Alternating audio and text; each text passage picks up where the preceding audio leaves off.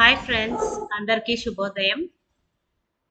మనము కన్సిస్టెన్సీ అంటే ఒక విరామం ఇవ్వకుండా మన అనుకున్న గోల్ ఆహ్, సాధించుకోవడానికి ఏం చేయాలి అనేది గత వారం స్టార్ట్ చేసాము, చూస్తున్నాము.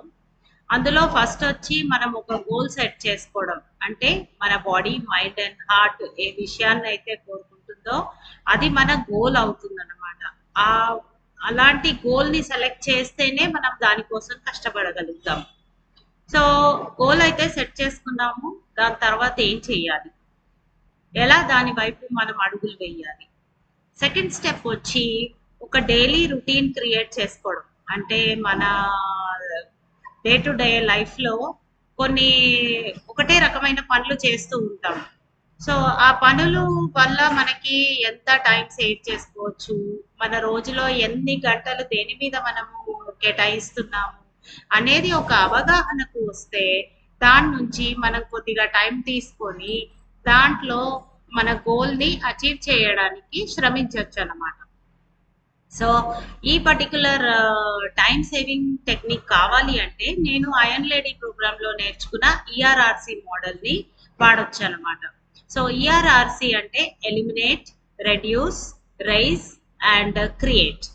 సో ఎలిమినేట్ అంటే మన టైం టేబుల్ కానీ చూసుకున్నాం అనుకోండి, మినిట్ టు మినిట్ మనం చూసుకుంటే గనక ఒక వారం టైం టేబుల్ చూస్తే దేనిపైన మనం చాలా టైం కేటాయిస్తున్నాము అండ్ అది అవసరమా లేదా అనేది తెలుస్తుంది. సో అవసరమైతే అది ప్రొసీడ్ అవుతాము. ఒకవేళ అంత టైం అవసరం లేదు, నేను ఇంకా తక్కువ టైంలో చేసుకోగలను అనుకున్నప్పుడు ఆ ఏ పని మీద అయితే ఎక్కువ టైం కేటాయిస్తున్నామో వాటిని ఎలిమినేట్ చేయాలి. చేసి అది తగ్గించుకునే, అది మనం చేయలేకపోతే వేరే విధంగా తగ్గించుకోవడానికి ట్రై చేయాలి. అంటే డెలిగేషన్. మనం వచ్చినా కూడా ఒక్కోసారి టైం ఎక్కువ తీసుకుంటుంది కాబట్టి వేరే వాళ్ళకి ఇచ్చేస్తే వాళ్ళ ఆ పనిని మనకు చేసి పెట్టగలరు అనే పనులని మనం వేరే వాళ్ళకి కేటాయించాలి.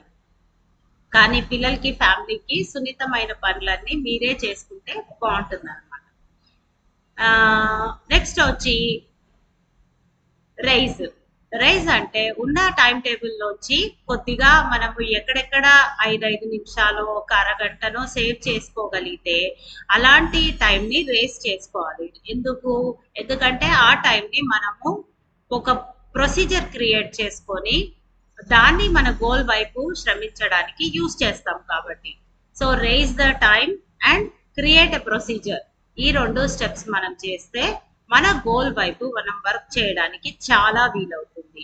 ఇప్పుడు ఆల్మోస్ట్ నేను 160 డేస్ అవుతుంది డైలీ వీడియోస్ కానీ పోస్టింగ్స్ కానీ చేయాలి అనుకుని చేస్తున్నాను.